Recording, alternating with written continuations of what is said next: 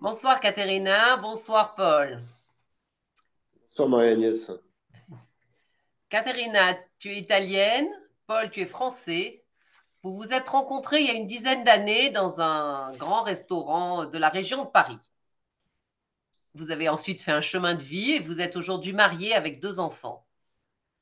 Alors ce soir, nous voulons regarder avec vous un peu deux grands thèmes.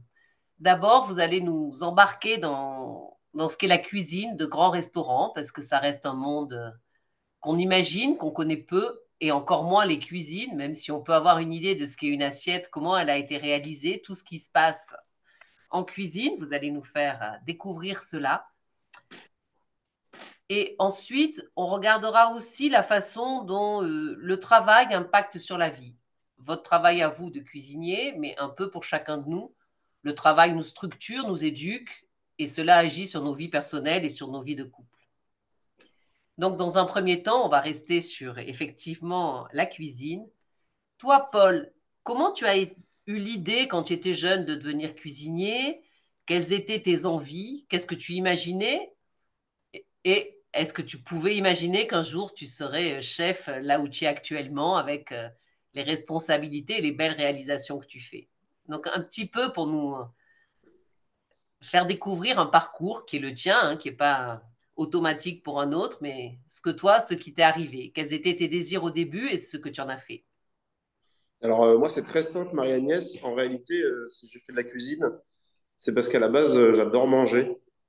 Depuis tout petit, moi j'étais le genre d'enfant à qui on servait deux, trois assiettes et qu'on redemandait à chaque fois. J'étais celui qu'on disait vaut mieux l'avoir en photo qu'en nourrice.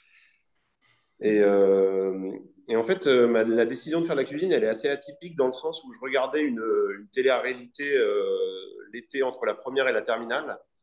Et dans cette télé-réalité-là, il y avait un candidat qui faisait hôtellerie-restauration.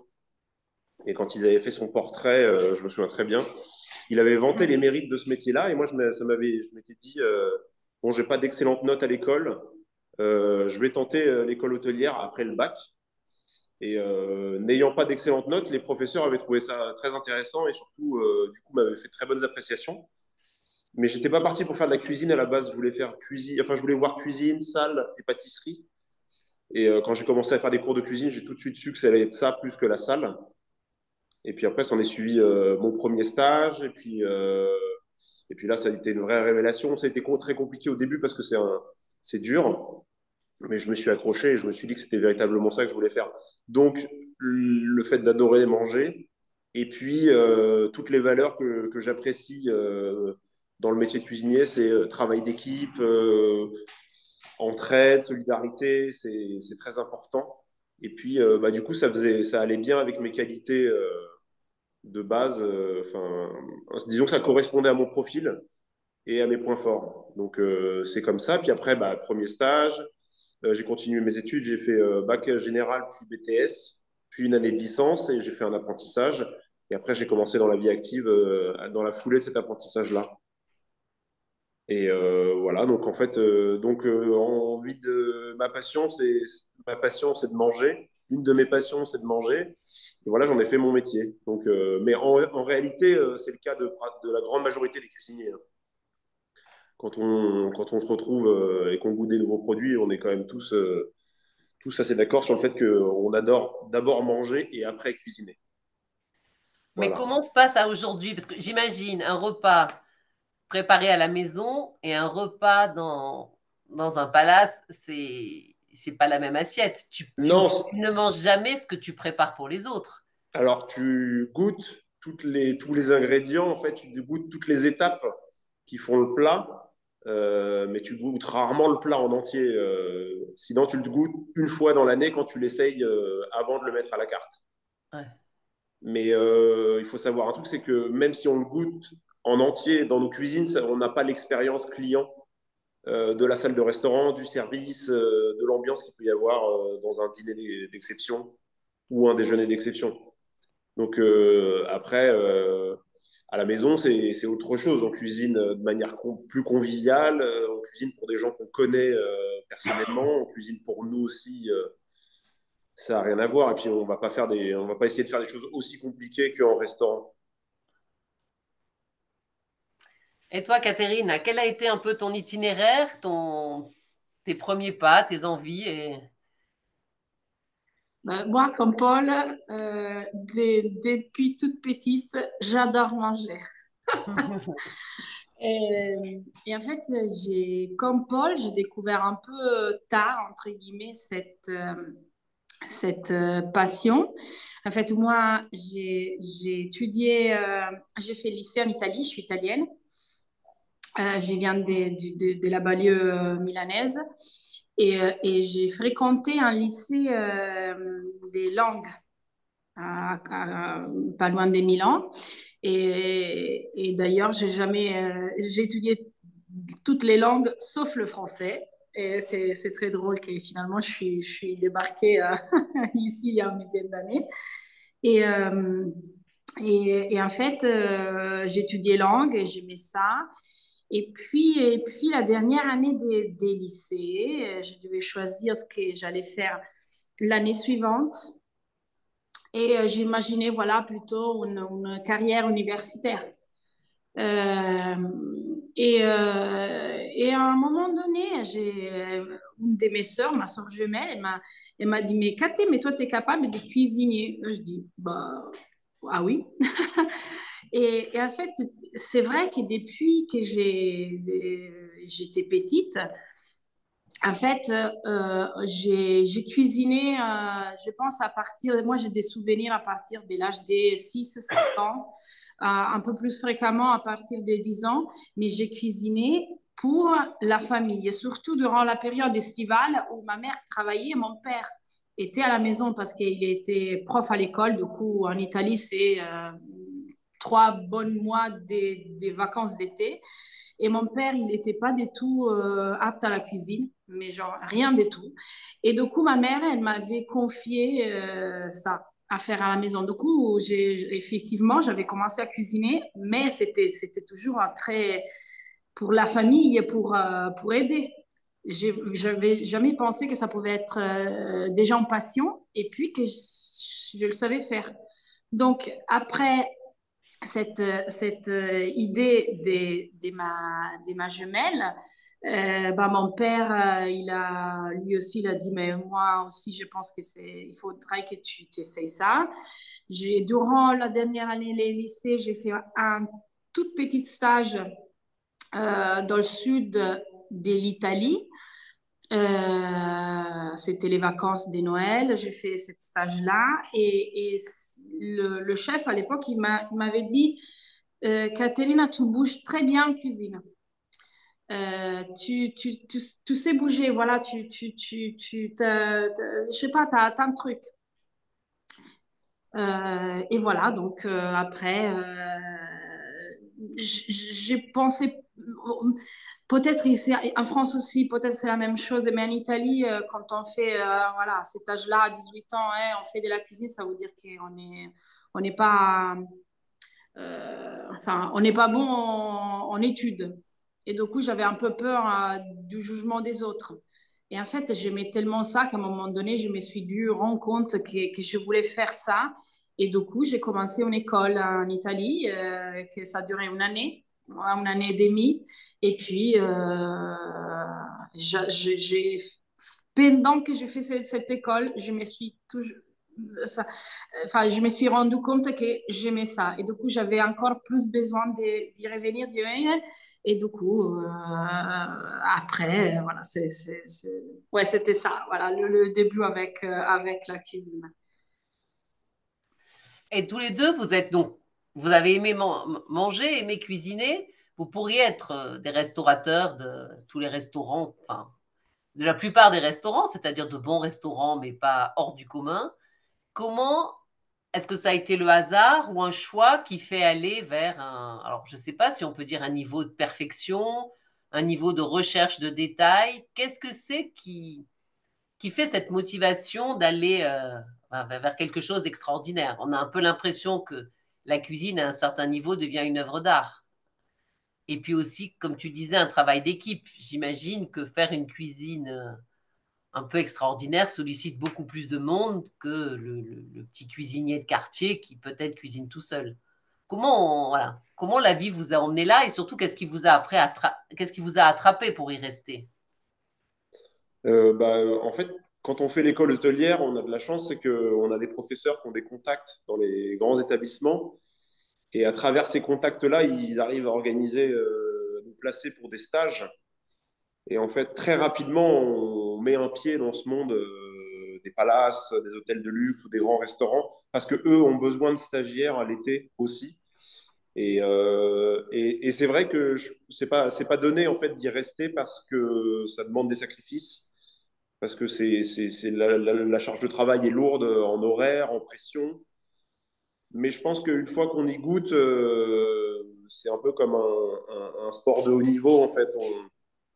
Une fois qu'on s'y habitue, qu'on connaît un petit peu, qu'on sait se déplacer en cuisine, comme disait Katerina tout à l'heure, on commence à faire des choses de plus en plus intéressantes et on commence à prendre goût. C'est un apprentissage. Mais c'est avant tout parce que l'école nous place dans ces établissements-là qu'on a la chance d'y aller. Après, il faut y rester, mais c'est vraiment, on rentre dans un monde et on s'y adapte et on commence à l'aimer véritablement. Mais ça nous demande aussi beaucoup d'efforts. Et puis, on prend goût à faire des belles choses. Et puis, c'est avant tout, quand c'est un grand restaurant, c'est un lieu d'excellence. Donc, on est formé à une certaine rigueur. Et on sait que notre palette de compétences, elle sera forcément plus étoffée si on fait ça dans les meilleurs restaurants ou dans les meilleurs hôtels. Donc c'est la même chose, c'est à la fois la volonté de se former et la volonté de s'accrocher et de voir des jolies choses, goûter des jolies choses et de faire des jolies choses. Après, travailler dans des endroits comme les nôtres, c'est pas... ah, justement, moi pareil, j'ai eu la chance au début d'avoir des contacts. Après, il faut...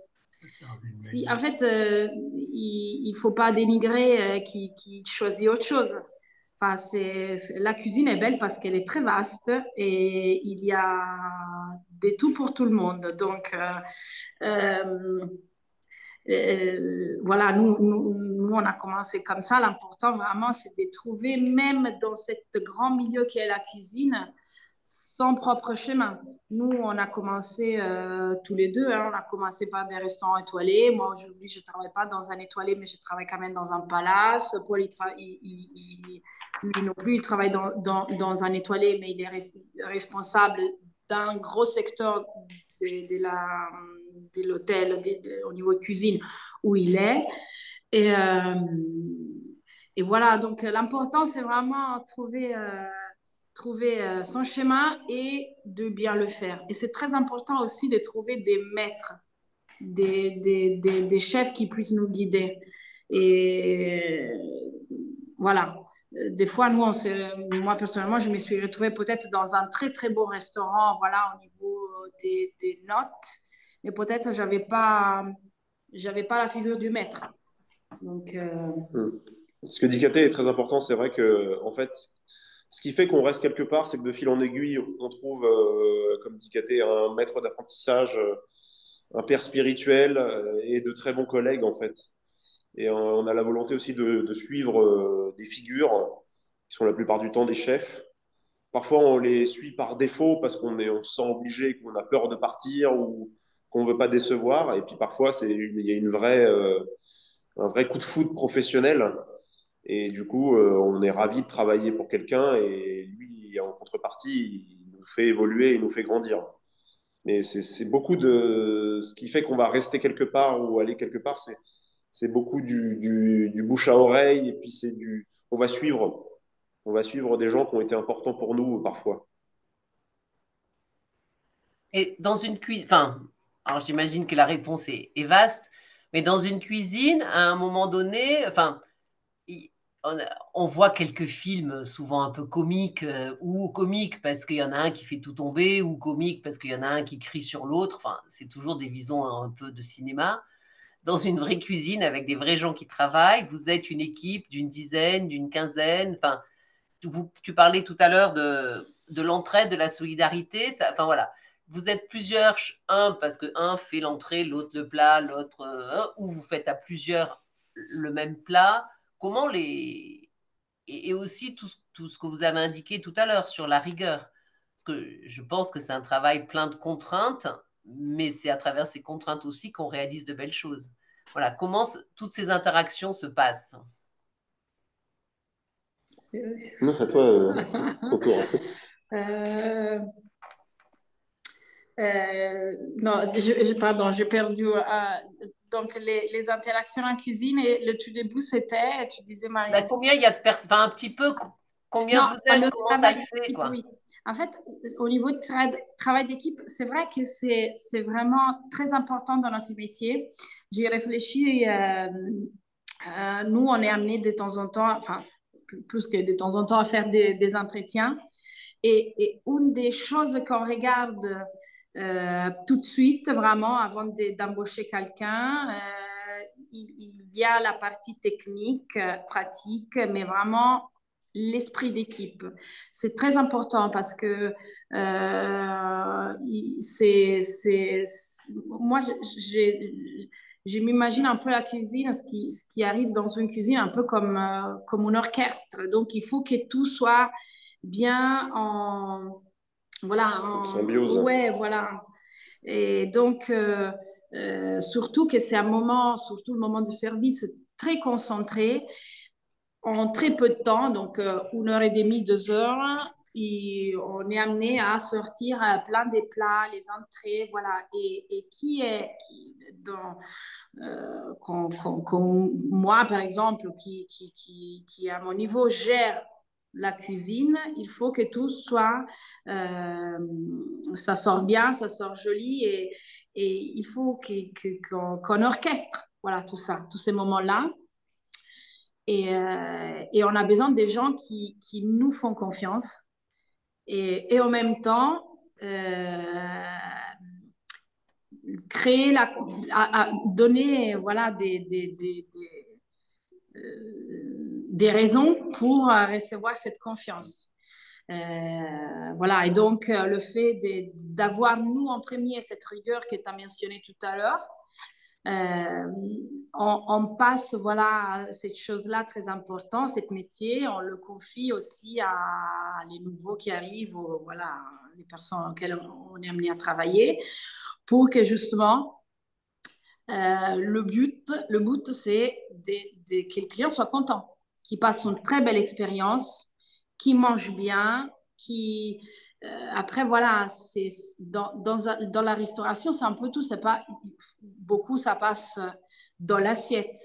Mais il y a aussi tout le côté de la salle, de comment on reçoit les gens, de l'accueil. Voilà. Et c'est très important.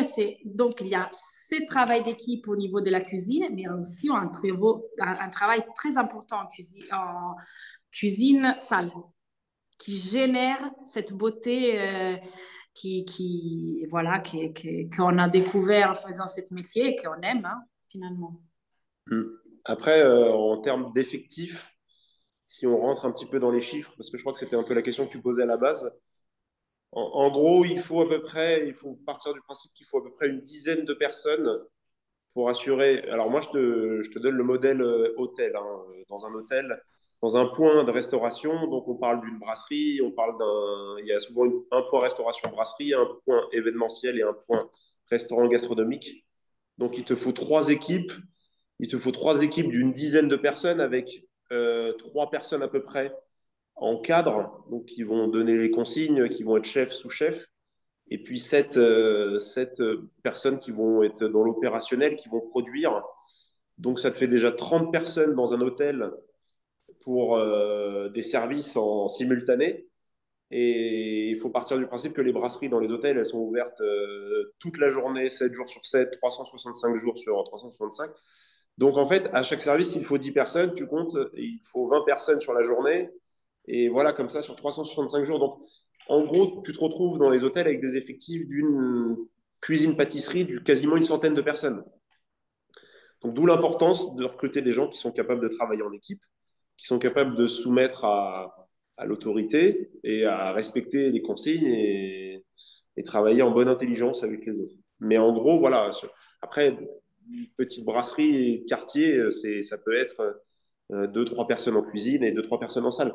Mais parce que tu vas faire de la brasserie, donc tu vas avoir moins de manipulation dans l'assiette. Tu vas avoir un service avec plus rapide, plus condensé, mais des assiettes peut-être un peu moins travaillées, mais pas forcément moins bonnes.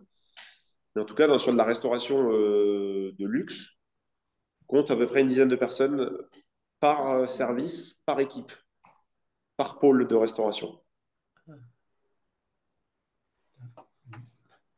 Et, et un peu une autre question sur la façon dont s'intègre la cuisine dans les modes, dans les évolutions. Donc, vous êtes des établissements parisiens, donc j'imagine qu'on se doit d'avoir de la cuisine française, entre guillemets, typique. En même temps, le monde à la fois évolue, tout ce qui est un peu exotique est plus à la mode aujourd'hui que ce qui est traditionnel. Et en même temps, il y a tout le travail enfin, du bio, du vegan. Donc, vos producteurs, j'imagine, enfin, c'est peut-être pas vous qui les choisissez, mais j'imagine que si on veut bien cuisiner, il faut avoir des bons producteurs. Et en même temps, satisfaire le client. Il y a celui qui veut venir ici pour manger quelque chose un peu de l'imagerie parisienne et celui qui... Donc, voilà, vous êtes aussi obligé d'avoir à la carte des choses internationales. Alors, comment on marie une proposition, parce qu'une carte, j'imagine, doit avoir une identité par rapport au lieu où vous êtes et qui doit correspondre à des demandes hyper variées de tous les gens qui passent, quoi. Moi, je m'occupe beaucoup de ça, en fait, parce que moi, je travaille dans un palace qui est quand même un peu orienté à Orient. Donc, euh, donc, nous, ce qu'on fait, c'est aussi, moi déjà, j'ai beaucoup de curiosité vis-à-vis des toutes autres cuisines. En particulier, voilà, vu que je me trouve dans un établissement un peu oriental. Et du coup, il faut qu'on étude les choses. Et en même temps, moi, je m'occupe aussi en fait, mon rôle dans l'hôtel où je suis actuellement, je m'occupe et de la carte du restaurant euh, Bistro Chic, donc où on peut euh, voyager un petit peu plus avec la créativité, la fantaisie. Et je m'occupe aussi, par contre, de tout ce qui est petit déjeuner de l'hôtel et carte room service. Donc, c'est vraiment très, très basique.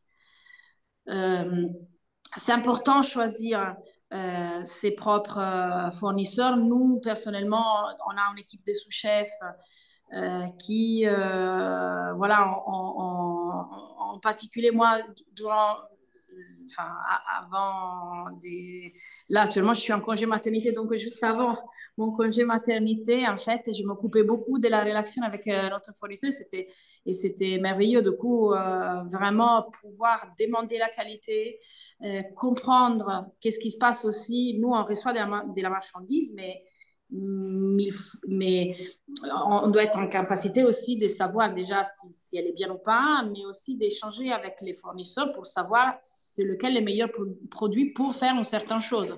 Du coup, il y a un vrai échange. Moi, je me suis retrouvée voilà, à faire des plats, à inventer des choses où, en fait, j'ai commencé par poser la question à mon fournisseur. Moi, j'imagine de faire une chose comme ça. Est-ce que tu préfères quoi comme je sais pas, un morceau de viande? Donc, c'est une vraie relation. Et voilà. Mais même sur ça, moi, j'ai dit que qu'on fait de la cuisine de créativité, qu'on fait de la cuisine très basique, comme ça peut être vraiment, hein, nous, on a les tout classiques club sandwich, voilà, des choses. L'important, voilà, c'est de trouver le bon produit, mais aussi, moi, ce que je dis très souvent à mes gars, est-ce que vous mangerez ce que vous êtes en train de faire? Parce que si vous avez envie, pendant que vous le faites, de le manger, ça veut dire que c'est bon. Et voilà, donc, même si on fait quelque chose de très basique, ça arrive d'avoir des choses très simples qui, par contre, rentre dans la tête et dit, j'ai mangé, je ne sais pas, le meilleur club sandwich dans cet hôtel-là. En fait, nous, on cherche ça.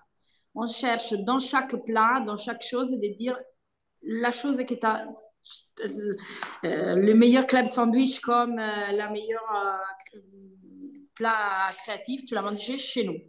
C'est ça qu'on cherche. Après, en gros, dans les hôtels, ce qui va être intéressant, c'est de savoir bien répartir son offre aussi.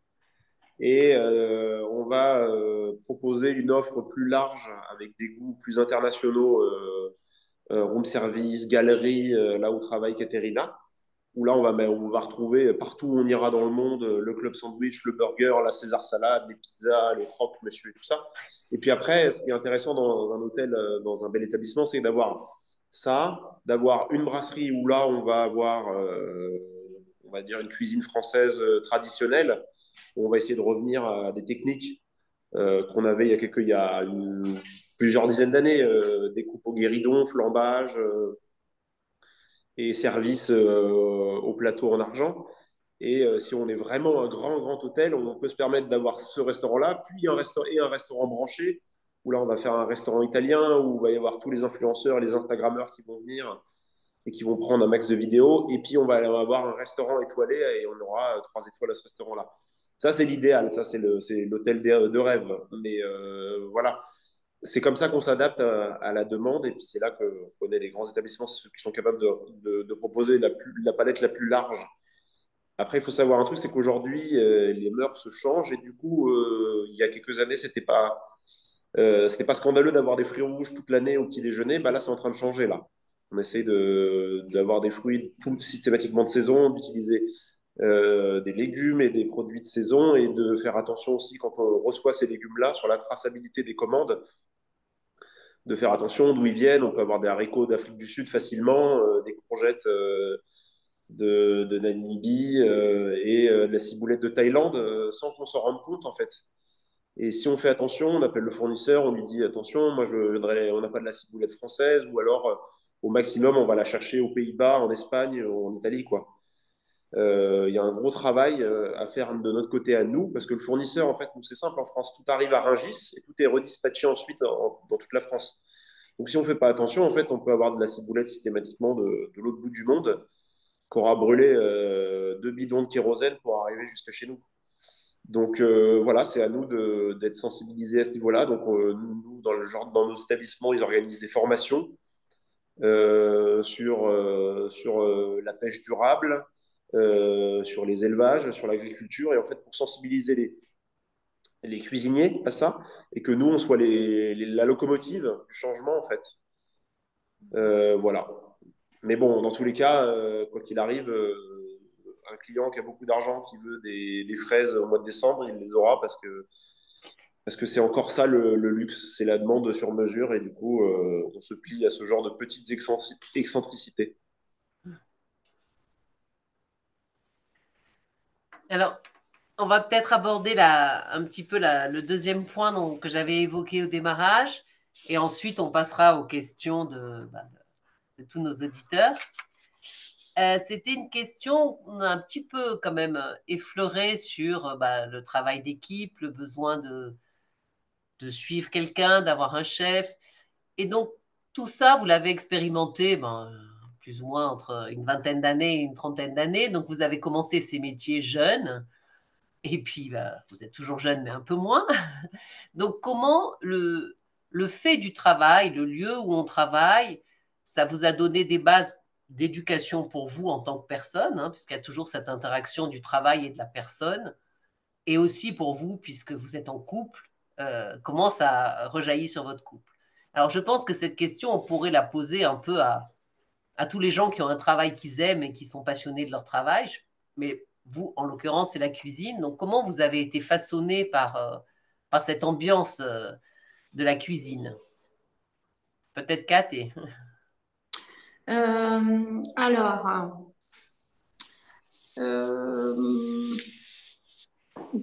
l'impact ouais, qu'il y a eu le métier sur ma vie, bah déjà, enfin, personnellement, la cuisine le monde de la cuisine, mon nouveau travail m'a donné sûrement des guides un peu pour gérer un peu ce qui se passe à la maison. Après, moi, je me connais très bien. Je suis très rigoureuse au travail et je perds complètement cette rigueur à la maison. Paul, il est témoin de ça. Euh, mais ouais, en fait, la chose, mais peut-être c'était la chose qui m'avait un peu touchée au tout début de ce métier et puis en fait avec le métier j'ai approfondi. C'était vraiment le goût. Donc ce que j'ai amené à la maison, c'est le goût. Quand il faut que je sais pas, euh, il faut que je fasse des courses autour. Bon, j'ai besoin du goût à la maison. Même, et on a besoin du goût à la maison. Même si c'est tout basique et tout simple, mais on a besoin de ça. Et puis, et, je ne sais pas si tu veux ajouter une autre chose, quelque chose d'autre. Non, Qu'est-ce que qu'est-ce que ça nous a apporté? Ça nous a apporté à, je veux dire, une maturité plus rapide peut-être que la moyenne parce que on a tout de suite été soumis à une grosse rigueur de travail, une discipline de fer avec peut-être avec des chefs qui criaient beaucoup, on n'avait pas le droit de répondre, on avait très rarement le droit de donner son avis aussi, même si on nous disait d'aller à gauche alors qu'on savait que c'était la mauvaise idée, on n'avait pas le droit de le dire, donc il fallait aller à gauche quand même. Mais en même temps, ça peut nous rendre service aussi parce que ça nous apprend à des fois à être un peu bête et discipliné, et c'est pas trop mal. Mais bon, moi je dirais que c'était ça beaucoup que ça nous a beaucoup appris là-dessus. La valeur du travail, la valeur du sacrifice pour arriver à gravir un petit peu les échelons. C'est ça. Après, comme disait Katerina, c'est une éducation au goût. Ça, c'est très important. Je veux dire, on bouffe pas, on mange, pour dire la chose grossièrement. Mais moi, je dirais que c'était surtout ça que ça nous a. C'est vraiment moi, ça m'a aidé à travailler la rigueur. J'avais tendance à être un peu. Enfin, je le suis toujours et je me fais violence chaque jour, mais d'être plutôt laxiste. Et il faut être rigoureux, il faut être organisé, il faut être mature, savoir prendre les bonnes décisions, puis savoir manager. Mais c'est ça que ça nous a.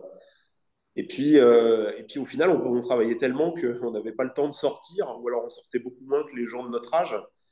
Et du coup, moi, je sais que moi, ça m'a permis aussi de peut-être moins faire la fête. Je l'ai quand même beaucoup fait, hein, mais je sais que si j'avais pas eu ce métier-là, je l'aurais fait beaucoup plus. Donc ça m'a permis de moins faire la fête parce qu'on travaillait le vendredi soir, le samedi soir. Et donc pour moi, ça a été aussi ça a été une ligne directrice qui m'a aidé à devenir la personne que je suis.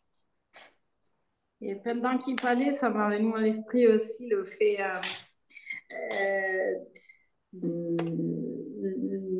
la confiance en fait vis-à-vis d'une personne qui te guide. C'est ça qui ça arrive à ce métier-là. Donc il faut euh, même voilà même à la maison un peu ça arrive ça. Donc il y a peut-être un qui est un peu plus expérimenté sur ou non certaines choses.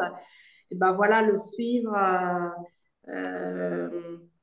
Ouais, cette métier, en fait, il t'apprend ça aussi, à suivre qui t'en Mhm. face, qui normalement voilà, te donne une direction, même si ça peut arriver que des fois, il te donne la mauvaise direction, mais l'important, c'est d'y aller ensemble. Et puis, on refait un point à la fin. On dit, OK, on s'est trompé sur une certaine chose, on met un point, on Mhm. répare à zéro et on y va. L'important, c'est d'y être ensemble parce que le moment où on commence en fait en cuisine à avoir des discussions, bah là, on a perdu le service, on a perdu l'ensemble. Et c'est important en fait aller tous dans la même direction, avoir confiance dans le maître, voilà, au chef. Ça peut arriver que des fois, on n'a plus confiance au chef. Là, on change de On cuisine. change de chef. On change de chef. Mais on fait beaucoup cette éducation à faire équipe. Et Katerina, on dit toujours qu'on fait équipe contre nos enfants. Mais bon, c'est ça, on fait beaucoup équipe, ça nous Pour a... nos enfants, Pour nos plutôt. enfants, ouais. C'est Pour les faire bébés. équipe, le truc le plus important, moi je pense aussi. Et alors, il y a aussi quelque chose qu'on n'a pas abordé, mais c'était quand tu nous demandais les conséquences que notre métier pouvait avoir sur notre vie personnelle. Quand on travaillait dans la même équipe avec Katerina, on ramenait les problèmes du travail à la maison. C'est une des raisons pour laquelle on a décidé de se séparer à ce moment-là, enfin de se séparer professionnellement. Hein. Parce que de changer, moi j'avais changé de restaurant. On était toujours dans le même hôtel, mais j'avais changé de restaurant parce qu'on n'arrivait plus à faire la part des choses entre le travail la semaine et le week-end. Donc rapporter des problèmes du travail à la maison.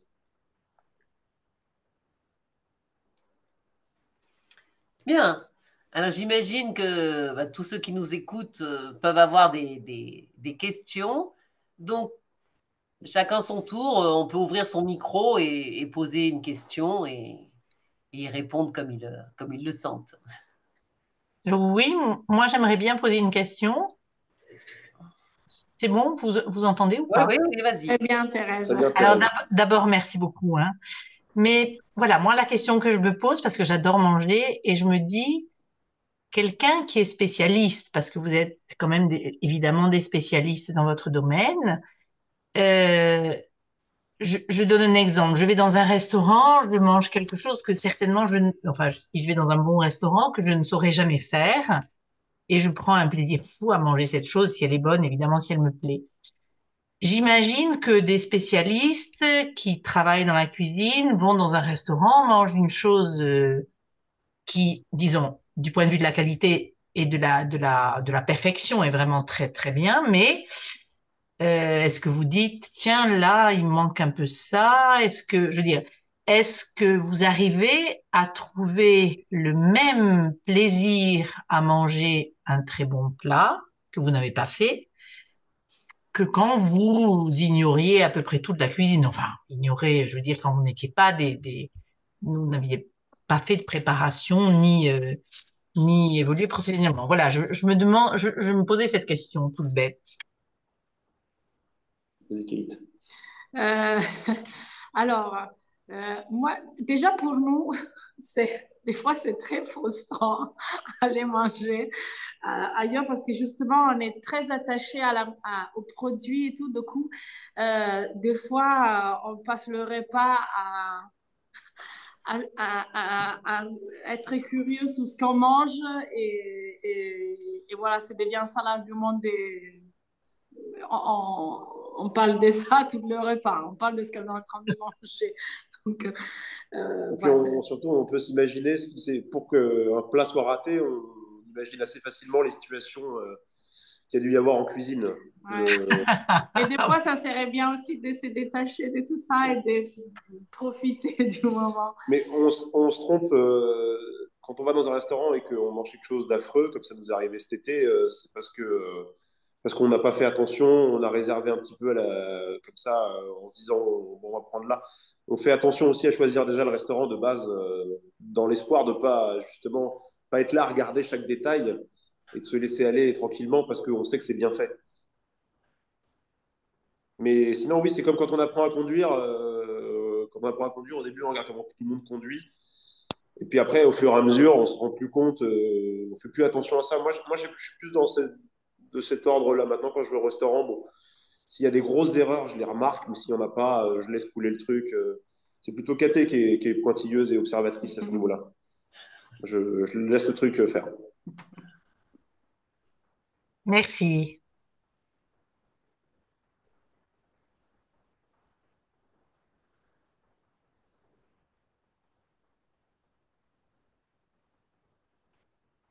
Loli, Oui, oui. oui, j'ai une question. Alors, j'ai deux questions. Alors, la première, c'est, mais au fond, quand vous faites, vous cuisinez pour les autres, qu'est-ce que c'est exactement pour vous de cuisiner pour les autres? Et la deuxième question, c'est, alors, euh, à vos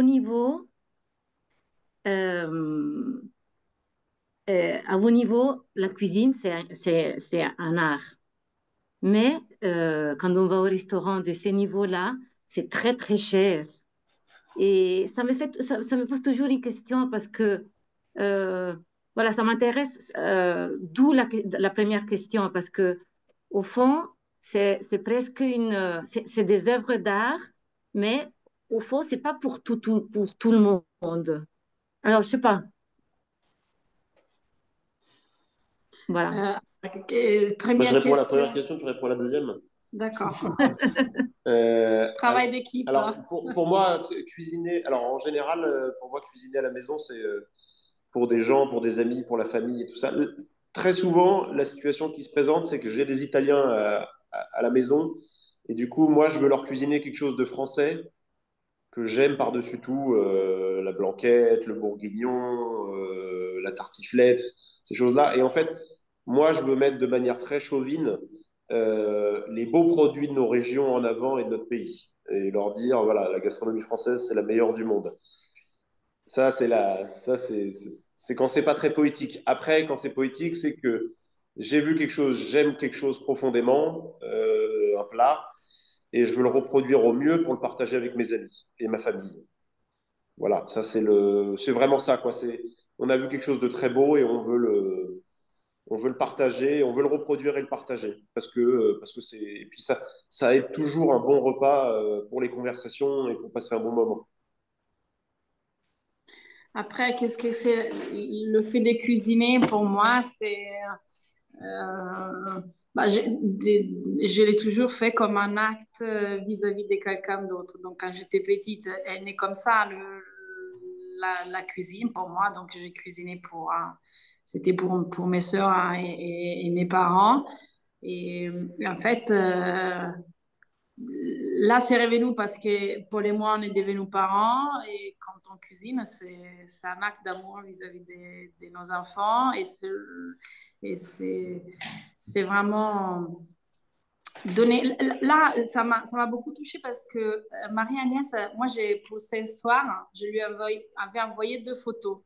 Je ne sais pas si vous avez remarqué, elle a envoyé une photo avec des mains qui sont les nôtres on fait des raviolis, enfin, on fait un truc. Et, euh, et en fait, j'ai réfléchi beaucoup. Quand j'ai revu cette photo, j'ai dit, bah, c'est ça la cuisine. En fait, c'est des mains qui reçoivent quelque chose et c'est tellement beau ce qu'il reçoit qui le redonne, il le transforme un petit peu avec enfin, moi, personnellement, je suis capable de faire ça. Hein. J'ai pas beaucoup de talent. Ça me vient. Enfin, et Paul aussi, ça me vient très bien. Voilà, donc c'est ça la raison pour laquelle on cuisine. Vraiment, c'est cette recevoir et redonner avec nos mains. Et puis, par rapport à la deuxième question que vous posez, alors, en fait, euh,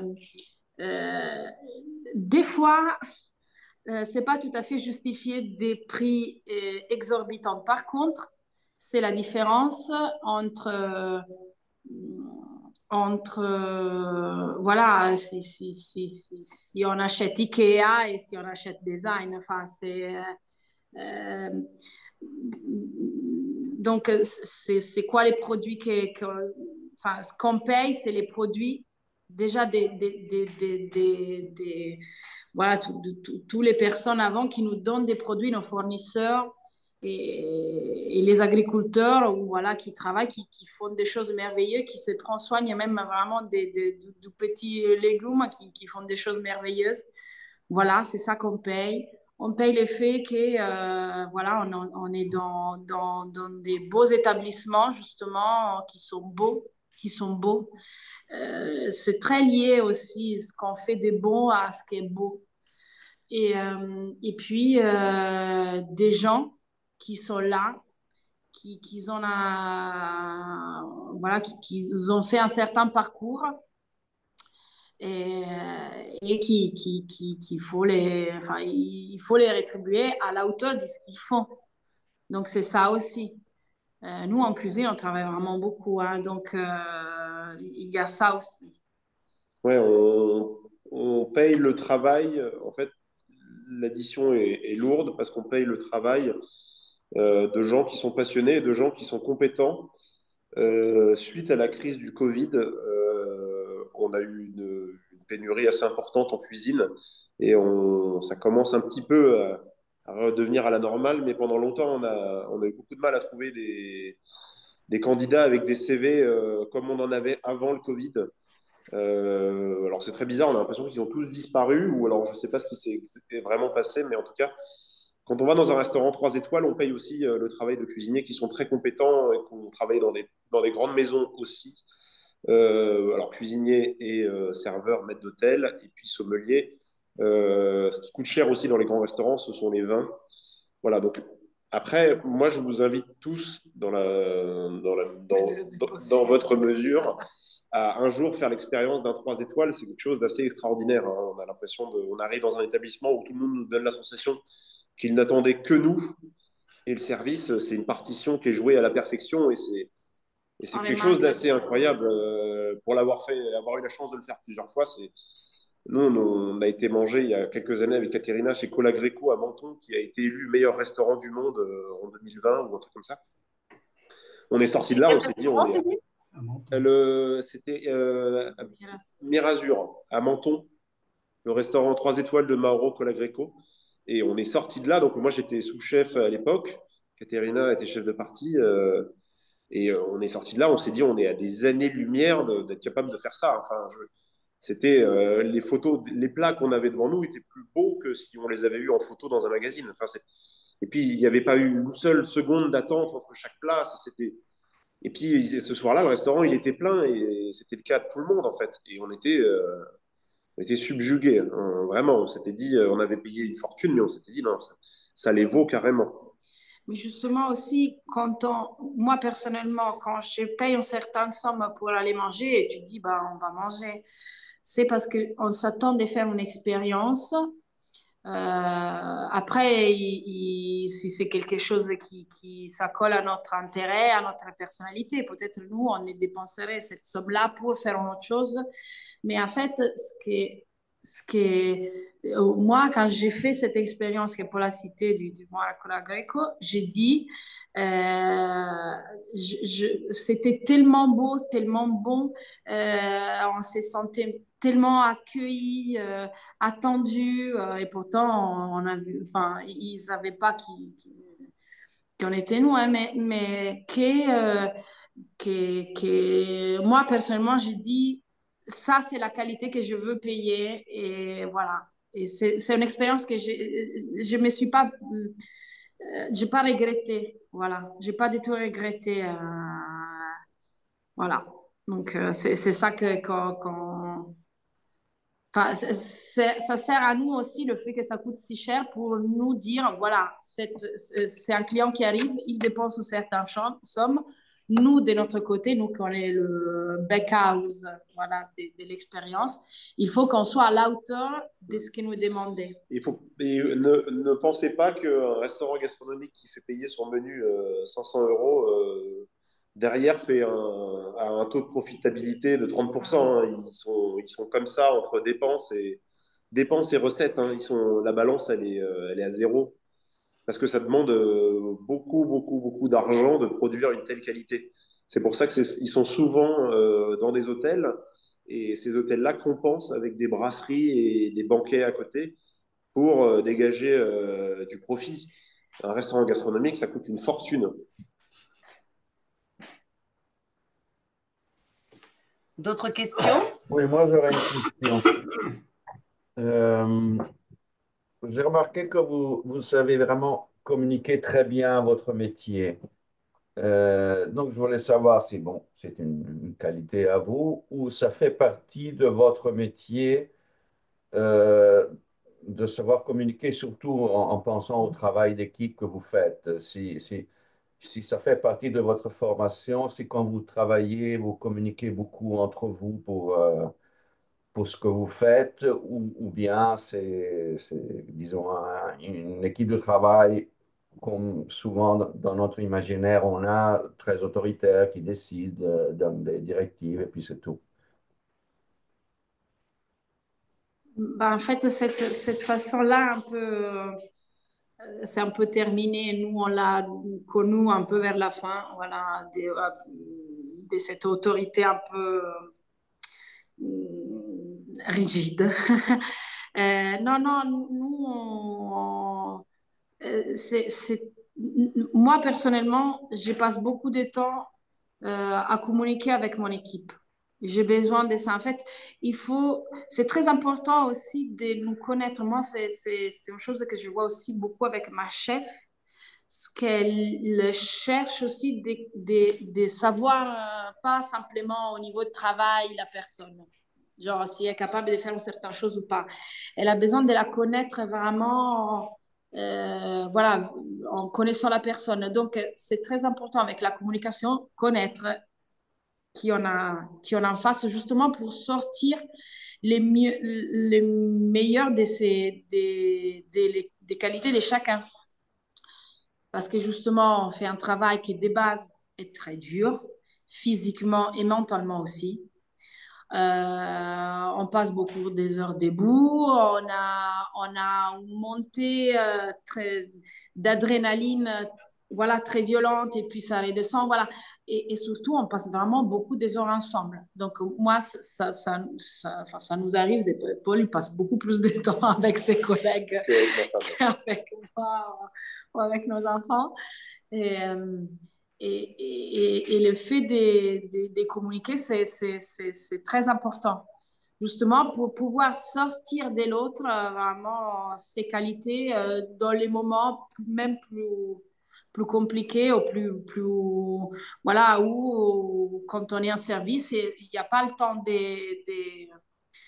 ça va vraiment vite. Les clients, vous les clients, vous voulez manger bien et vite, il faut qu'on soit à la hauteur.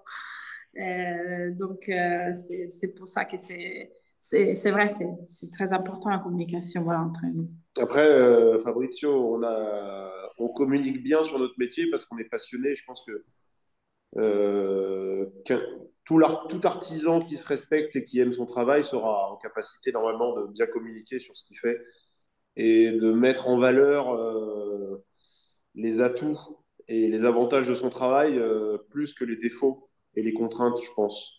Nous, on le fait aussi, je pense, parce que l'image de la cuisine a changé ces dernières années grâce aux émissions de télé et tout ça. Et je pense que ça, inconsciemment, ça nous pousse, nous aussi, à parler en bien de notre métier, à le savoir le vendre, et aussi parce qu'il faut qu'on recrute, parce qu'on est toujours, l'hôtel et la restauration restera, quoi qu'il arrive, un des secteurs où il y a le plus d'offres d'emploi et où on peine quand même à trouver toujours, à remplir tous les effectifs, en fait. Donc, je pense que inconsciemment, si on en parle avec des termes aussi élogieux, c'est parce on veut savoir se vendre et aussi on veut convaincre les gens de venir travailler dans ce merveilleux métier. Et par contre, on y croit. Et on y croit, oui. Ouais, On n'est pas hypocrite. C'est ce que je me disais à un moment donné. J'ai une amie qui travaille dans un lycée hôtelier à Toulon et je me disais que je lui dirais, alors elle est dans l'aspect tourisme, mais il y a un aspect effectivement restauration et qu'elle fasse et que donner aux profs de pouvoir transmettre à leurs élèves d'écouter parce que je pense que la façon dont vous parlez de votre métier, si on enseigne en bac pro cuisine, on doit avoir envie de faire entendre ça à ses élèves, quoi. D'autres questions? Je me demande bien s'ils veulent créer un resto. Ah, vas-y. Vas-y. Est-ce que vous avez l'intention de créer votre propre resto? Bonne question. Alors, nous... Et quand et où? On ne sait pas, dans le sens qu'il y a plein de choses dans notre vie qui sont arrivées qu'on ne s'entendait pas. Moi, je sais une chose. Nous, durant le Covid, on était malheureusement, les restaurants étaient fermés, les hôtels aussi. Donc, nous, on a passé à peu près un an et demi à la maison. Pendant ce temps-là, on a passé un tiers du temps à repeindre l'appartement et l'autre deux tiers, c'était on préparait des plats pour des amis. Et c'était la première fois où, effectivement, Paul et moi, nous avons travaillé ensemble, même si c'était dans la cuisine de chez nous, dans un petit appartement parisien. Et on s'est baladé à Paris avec nos glacières à dispatcher à droite à gauche ce qu'on avait préparé pour les amis. Et sûrement, ça a créé une base, je crois, de quelque chose. Par contre, je ne sais pas. Moi, et surtout qu'aujourd'hui, on se retrouve avec ces deux métiers, avec deux enfants. Avant, il y en avait 15. Avant, il y en avait pas. Après, il y a eu un seul enfant. Et là, depuis quelques mois, depuis novembre, on se retrouve avec deux enfants. Et moi, je n'ai pas encore repris le boulot. Donc, on verra parce que peut-être ça peut devenir, je sais pas, une des réponses pour que l'unité de notre famille soit là. Depuis la naissance, nous, on a toujours beaucoup, même en travaillant dans deux établissements différents, depuis qu'on est en famille, on fait, comme disait Paul, on fait vraiment équipe. Donc, quand on a eu notre premier enfant, nous, on a la chance d'aimer tous les deux notre métier et de vouloir évoluer même dans notre métier. Et donc, Paul, quand moi j'ai dû reprendre le boulot, il était prêt à se prendre une petite pause de son taf pour pouvoir s'occuper de notre aînée Victoria.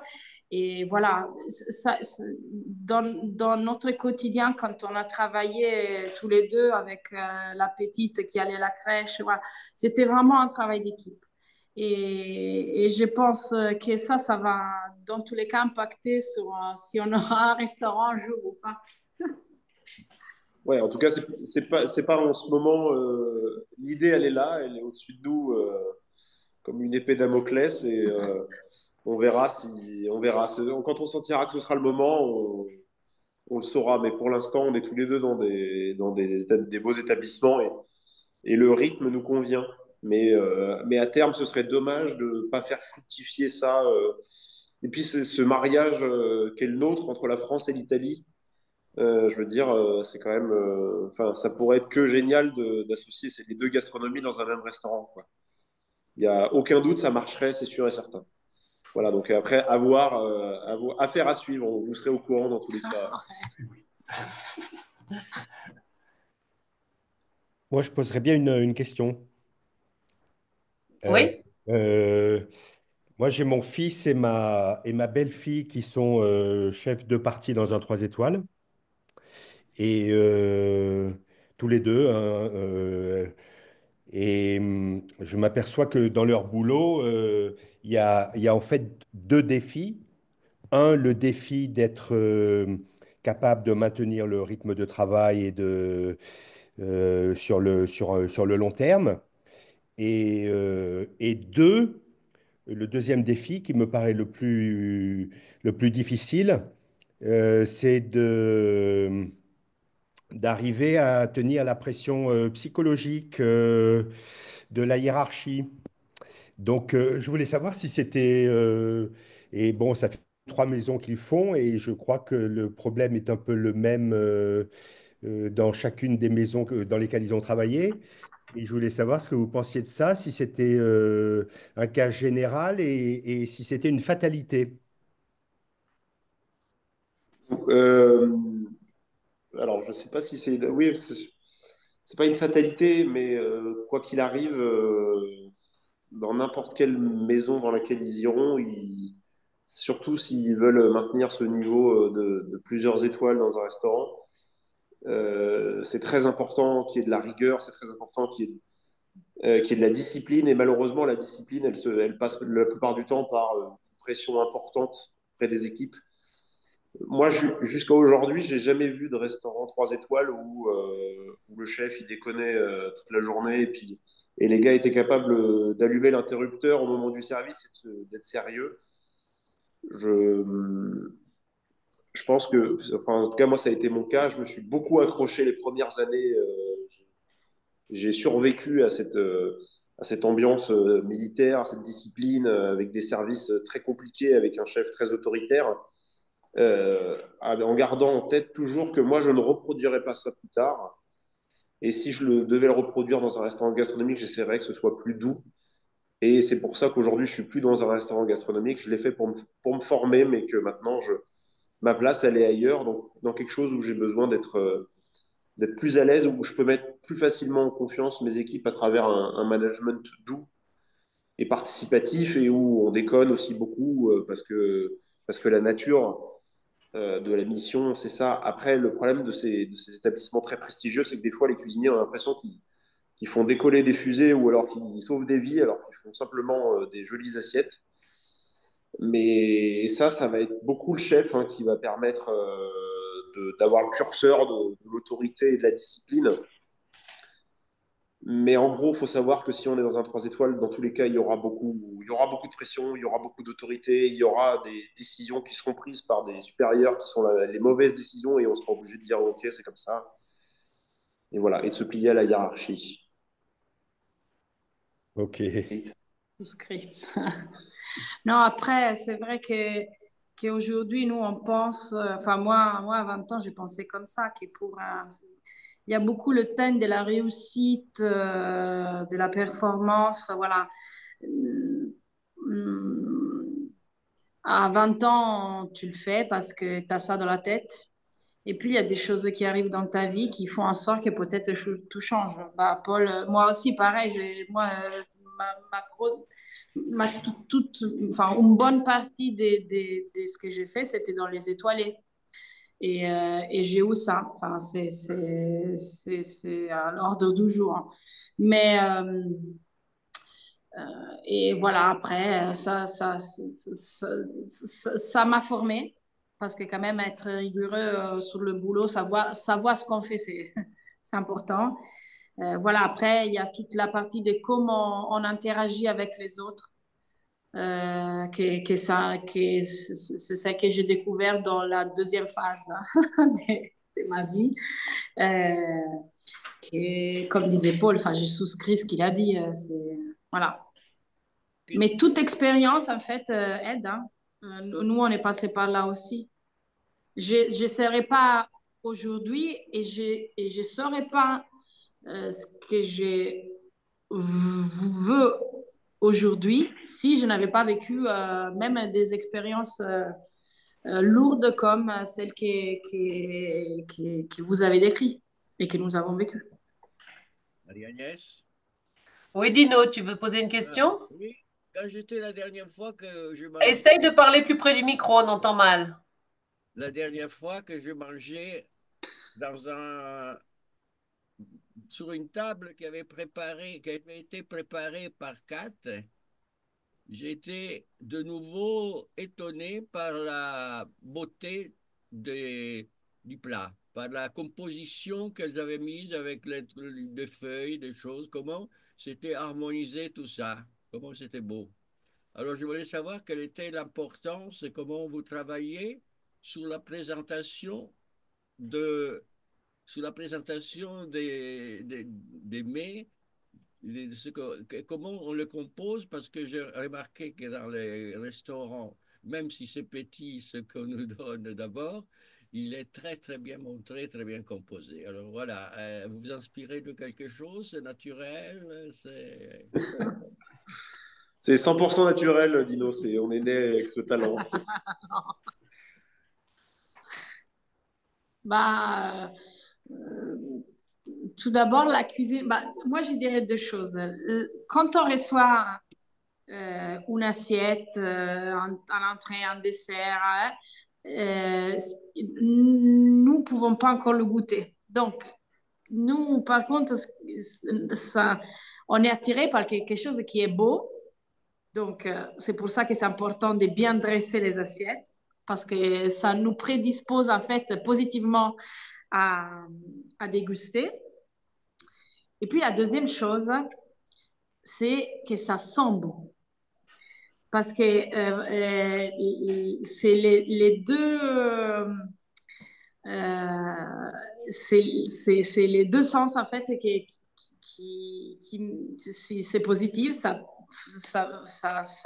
peut nous permettre d'avoir une bonne expérience. Donc, nous, ce qu'on cherche, ne pas seulement qu'il soit beau, et après, enfin, on s'inspire, je sais pas, enfin, on a eu des expériences sur ça et donc on sait, voilà, on voit une assiette, on dit voilà, ça serait intéressant en fait. En fait, je pense que ça fonctionne un peu comme l'art, c'est-à-dire il ne faut pas qu'il soit... C'est plus Ouais, un artisanat en fait. ouais. On a une palette, on a une palette de techniques. On choisit une technique, on choisit un produit, on choisit une association avec ce produit-là, et puis c'est comme quand on compose, je sais pas, je dis une bêtise, quand on compose une musique, on fait un dessin, qu'on peint un tableau, en fait, c'est ça, on a la technique, on a les ingrédients, puis on essaye de composer au mieux qu'on peut. Mais après, on n'a rien inventé, du coup, on associe juste des produits qui fonctionnent ensemble. Et puis, c'est un échange d'idées, c'est un échange d'idées aussi. Ah oui. Les chefs qui travaillent tout seuls et qui veulent faire tous les plats eux-mêmes, ils ont rien compris. Il faut écouter différents avis pour avoir quelque chose d'abouti. Mais c'est plus un artisanat qu'autre chose, en fait. Et pour ce qu'il disait, enfin, en référence à le dîner qui a mentionné Dino et à ce qu'il vient de dire Paul, en fait, quand on a préparé ce dîner, c'était un dîner, voilà, pour plusieurs personnes. On voulait faire quelque chose de bon et de beau voilà, c'était lié aussi à un moment où l'important, c'était de partager, d'avoir une belle échange. Voilà, c'était ça un peu le cadre de cette situation d'une vingtaine de personnes. Donc, on voulait nous exprimer, donc faire quelque chose qui ça nous appartient. Et puis, justement, quand on a commencé à réfléchir, c'était un travail qu'on a fait ensemble. Donc, comment c'est important, en fait, de ne pas... Il faut se méfier des chefs, et il y en a importants, hein, qui disent qu'ils font tout toutes seules. C'est... Parce que ça veut dire que tu veux mettre toi et ton être devant tout. En fait, non, moi, ce que nous, on veut, c'est que ça sort, que l'autre qui déguste, qui est important. C'est pas maman qui est importante, c'est qui déguste, qui est important, qui est important, qui reçoit ce qu'on prépare, qui est important. Merci à vous d'être là. Et bon, moi, je vais très rarement au restaurant, mais je suis très gourmande. J'ai appris par ma mère, par ma sœur et beaucoup par les livres. Et j'adore faire la cuisine et choisir les plats. Et en vous voyant, je me dis, mais quelle création vous avez envie de faire, soit ensemble, mais comment la création, vous créez un plat où c'est vraiment vous et commencez, et pas forcément des recettes, mais comment la création vient et vous cultivez un plat comme les chefs ont pu créer un plat. En quoi vous amusez à faire ça? Nous, on se fait influencer. Aujourd'hui, on peut se faire influencer facilement par les réseaux sociaux parce que c'est très à la mode. Les chefs sur les réseaux sociaux, ils ont en général, ceux qui sont connus, ils ont une grosse communauté. Donc, ils publient beaucoup de plats et tout ça. Ça se fait beaucoup maintenant sur les réseaux sociaux, les nouvelles inspirations.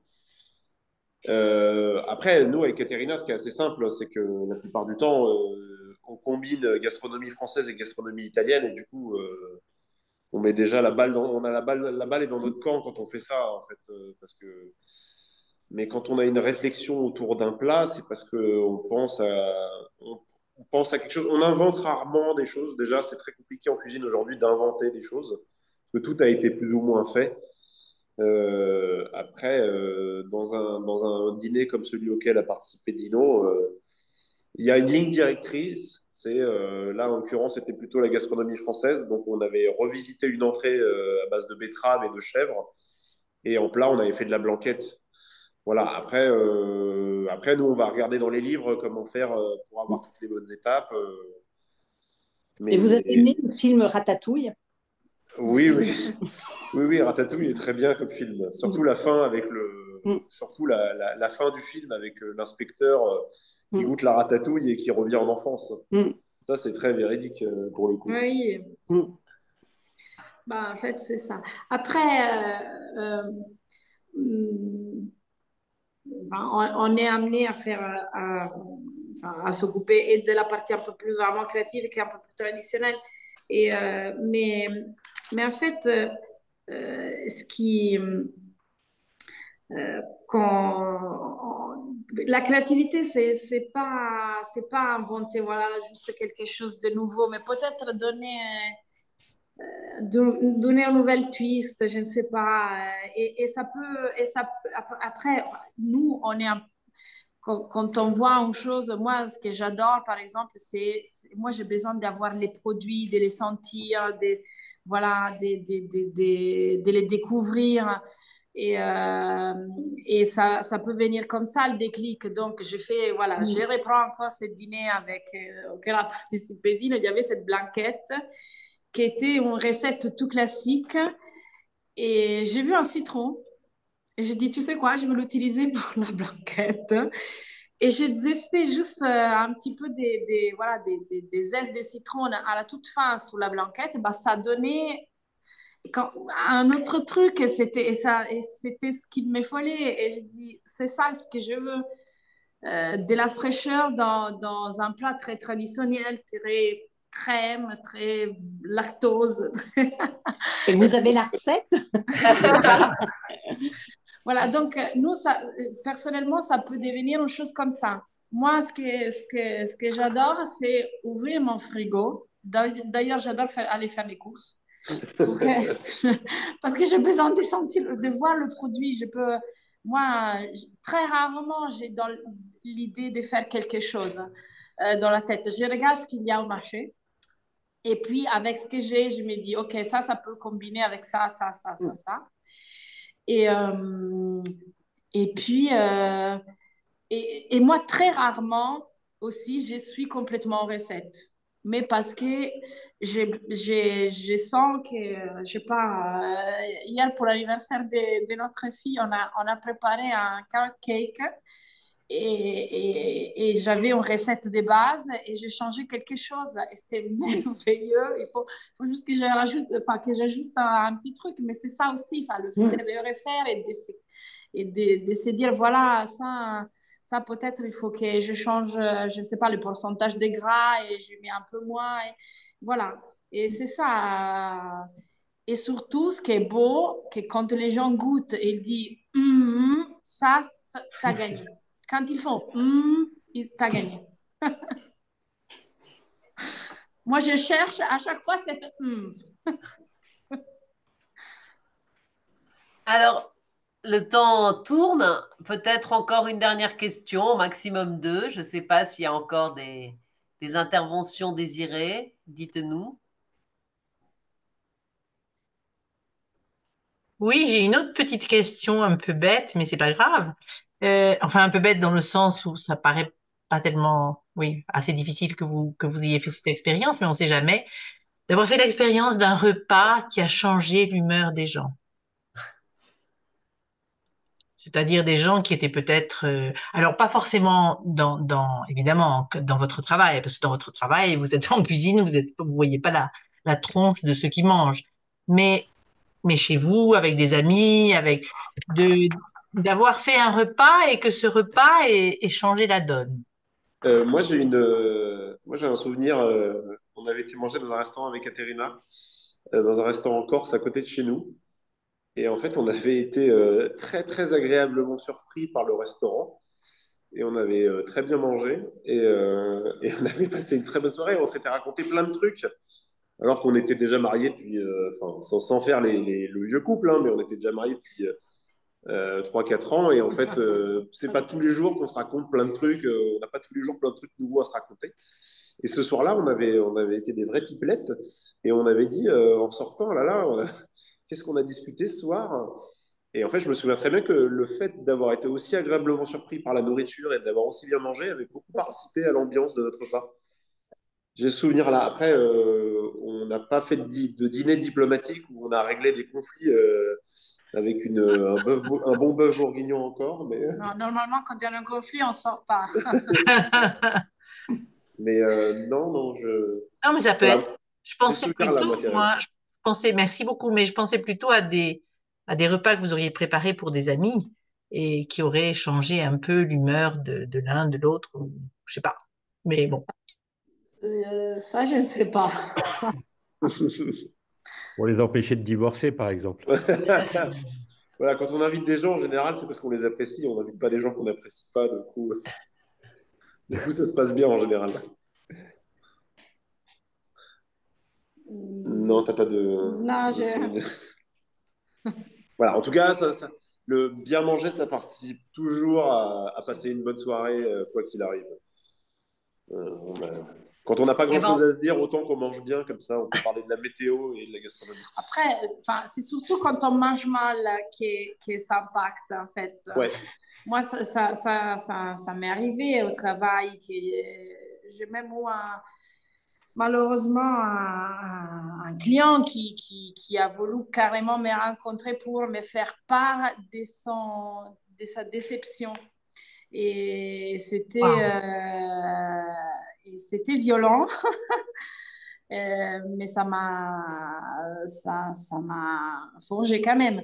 Et je sais que moi, personnellement, ça m'est arrivé de manger mal et d'être énervée parce que j'avais mal mangé. Donc, voilà. Mais c'est des expériences qui nous blessent un peu et on fait attention après.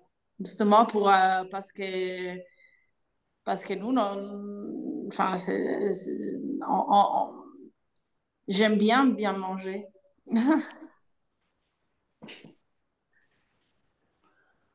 Ben, un grand merci, Catherine, un grand merci, Paul. Bah, Je crois merci que beaucoup. demain, nous passerons à table différemment. Puis on va regarder les restaurants à côté de chez nous. Non, mais je pense que vous nous avez, enfin moi en tout cas, restimulé à redécouvrir justement le repas. C'est le quotidien, hein, on passe à table, on prépare un repas, mais je pense d'y être attentif avec un peu plus une autre attention. Donc merci beaucoup pour ce petit challenge. Et puis bon, pour le rêve que vous nous donnez d'aller dans des grands restaurants, tout peut arriver. Donc, nous allons nous retrouver le mois prochain. Donc, ça sera à nouveau le premier dimanche du mois. Et cette fois-ci, ça sera le 6 avril. Donc, on change complètement de registre. Et on recevra Anne Dugin, qui est rédactrice en chef de la revue Esprit et qui est aussi poète. Et donc, elle viendra à l'occasion de la sortie de son deuxième recueil de poésie. Son recueil s'intitule Noyau manquant et il est sorti chez Gallimard. Et donc, nous passerons la soirée à parler poésie. Voilà. Bah, Et ben, on vous souhaite c'est à une tous suite une logique bonne après la semaine, un cuisine, bon hein. mois de mars. Bah, merci beaucoup, en tout cas, c'était un plaisir.